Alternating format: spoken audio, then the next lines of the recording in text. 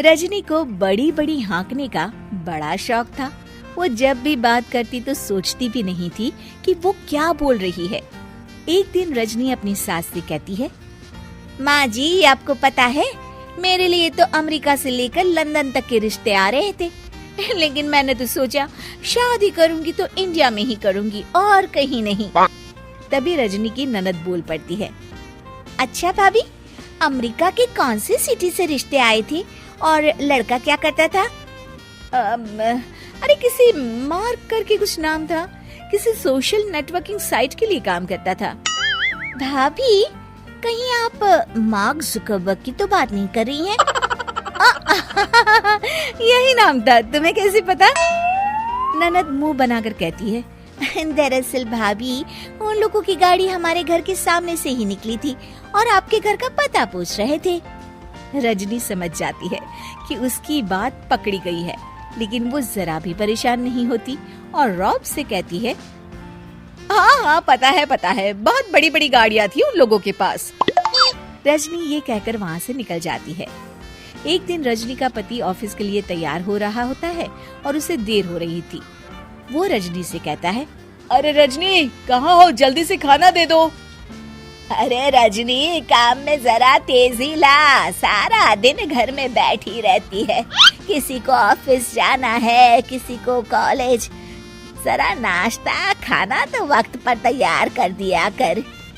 अरे हाँ, नाश्ते का डिब्बा पति को देते हुए कहती है, वो तो इस घर में काम करने वाला कोई नहीं है, वरना मैं जितना पढ़ी लिखी हूँ ना, प्रधानमंत्री की भी नौकरी मुझे आसानी से मिल जाए। तभी रजनी की ननद फिर उसके मजे लेने के लिए रजनी के पति की तरफ देखकर मुस्कुराती है और रजनी से पूछती है, अच्छा भाभी वैसे कौन सी डिग्री की जरूरत होती है प्रधानमंत्री बनने के लिए, हमें भी तो बता दो।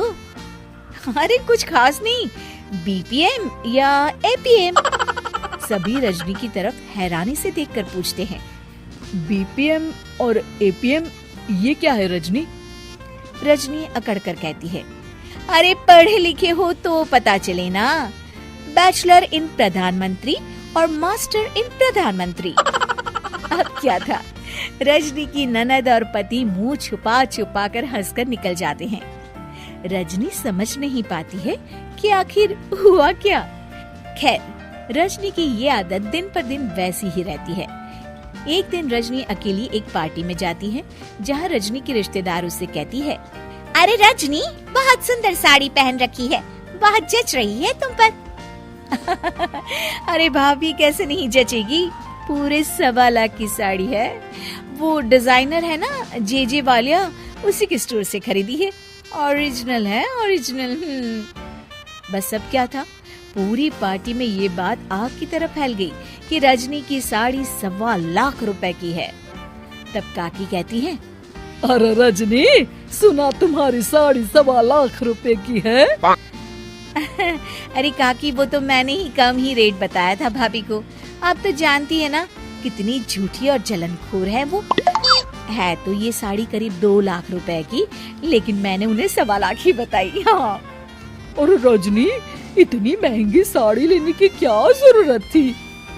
अरे ये तो कुछ नहीं है काकी, मेरे शादी का लहंगा तो मेरे पापा ने 80 लाख का दिलवाया था, हीरे लगे थे हीरे मेरे लहंगे में। हाँ।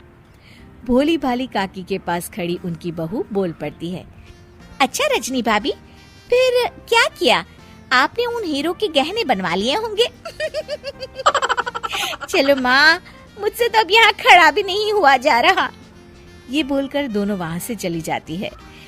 लेकिन रजनी की साड़ी तो चर्चा का विषय ही रहती है। अचानक पार्टी में एक महिला आती है जिसने बिल्कुल रजनी जैसी साड़ी पहनी होती है। सभी उसे देखते हैं और उसके पास जाकर पूछते हैं, अरे सुनीता कैसी हो, बड़ी सुंदर लग रही हो। सभी सुनीता के पास जाते हैं।